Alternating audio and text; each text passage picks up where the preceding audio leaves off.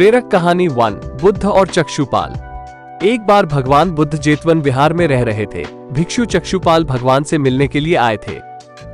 उनके आगमन के साथ उनकी दिनचर्या, व्यवहार और गुणों की चर्चा भी हुई। भिक्षु चक्षुपाल अंधे थे।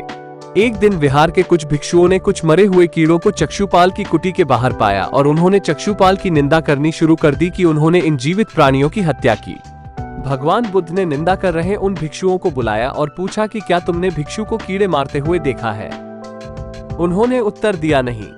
इस पर भगवान बुद्ध ने उन साधकों से कहा कि जैसे तुमने उन्हें कीड़ों को मारते हुए नहीं देखा, वैसे ही चक्षुपाल ने भी उन्हें मरते हुए नहीं देखा और उन्होंने कीड़ों को जानबूझकर नहीं मारा है, इसलिए उनकी भर्त्सना करना उचित नहीं है। भिक्षुओं ने इसके बाद पूछा कि चक्षुपाल अंधे क्यों हैं? उन्होंने इस जन्म में अथवा पिछले जन्म में क्या पाप किए? भगवान बुद्ध ने चक्षुपाल के बारे में कहा कि वे पूर्व जन्म में एक चिकित्सक थे। एक अंधी स्त्री ने उनसे वादा किया था कि यदि वे उसकी आंखें ठीक कर देंगे तो वो और उसका परिवार उनके दास बन जाएंगे।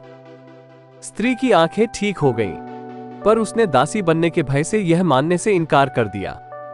चिकित्सक को तो पता था कि उस स्त्री की आंखें ठीक हो गई हैं।